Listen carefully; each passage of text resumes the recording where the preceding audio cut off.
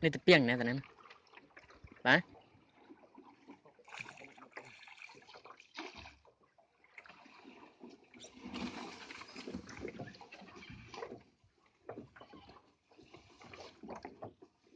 cọp tính ngược thì đắng mùi pô lưỡi đắng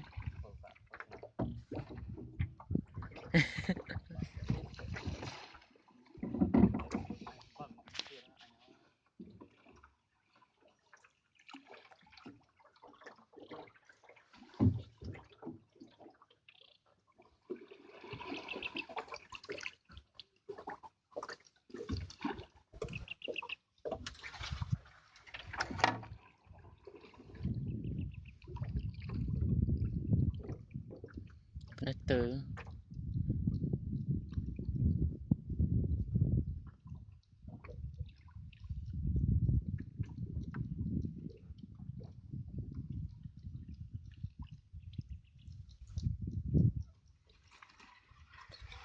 xạ cục lưỡi từ này các bạn